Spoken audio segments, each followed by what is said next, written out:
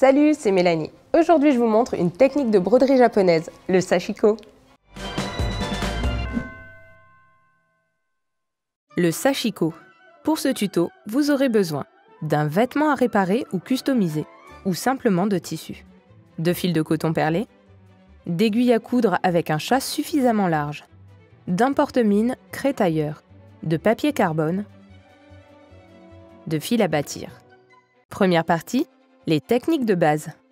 Le sashiko est une technique de broderie japonaise qui peut être utilisée pour réparer ou customiser un vêtement existant, ou pour créer des pièces.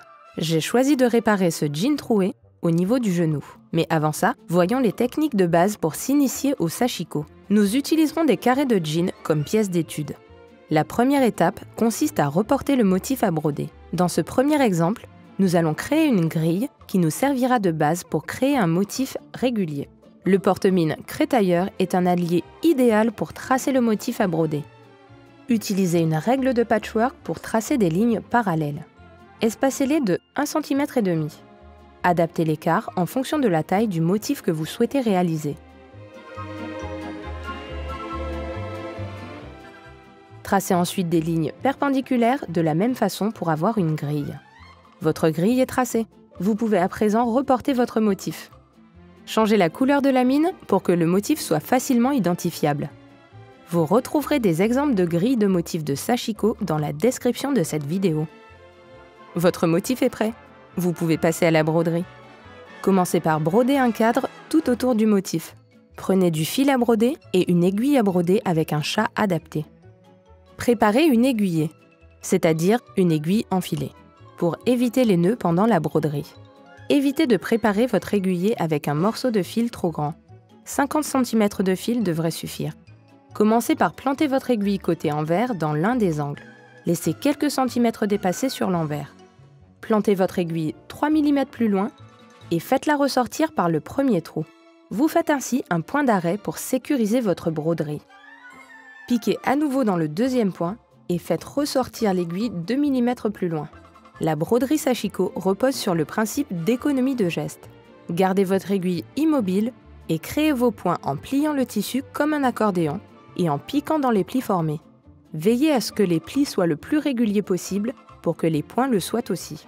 Avec la pratique, vous obtiendrez de beaux points harmonieux. Faites quelques points ainsi et ressortez votre aiguille. Attention, votre fil ne doit pas être complètement tendu. Faites glisser les points créés entre vos doigts pour bien équilibrer la tension du fil. Il faut garder une certaine souplesse pour ne pas déformer votre pièce de tissu. Continuez ainsi sur toute la longueur. Quand vous arrivez à l'angle, assurez-vous que votre dernier point finisse dans l'angle. Faites ressortir 3 mm après l'angle sur le segment suivant. Et créez un point en piquant dans l'angle. Ressortez l'aiguille 2 mm plus loin et recommencez vos points en faisant bouger le tissu sur l'aiguille. Utilisez cette technique pour broder le motif. Je commence par les plus grandes longueurs et je finirai par les petits carrés. Attention au croisement entre deux lignes. Assurez-vous de laisser un vide à chaque croisement. Pour ce faire, finissez votre dernier point juste avant le croisement et ressortez juste après. À la fin d'une ligne, faites en sorte de finir sur l'une des extrémités d'un point du cadre. Ressortez votre aiguille 3 mm plus loin et piquez à nouveau dans la pointe de l'angle. Ressortez un peu plus loin et continuez votre sashiko toujours de la même façon. Quand vous devez changer de tracé avec la même aiguillée, assurez-vous que le fil ne soit pas tendu du tout. Il faut qu'il fasse une petite boucle.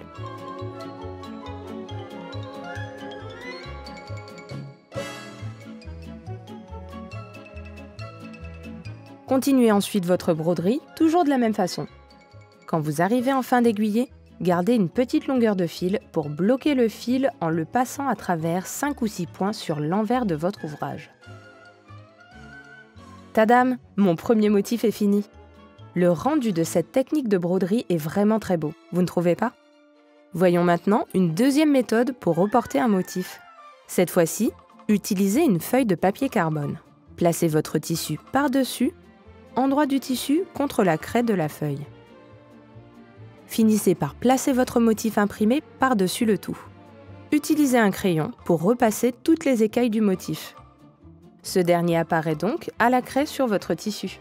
Quand le motif est complètement reporté, vous pouvez broder votre ouvrage avec la même méthode.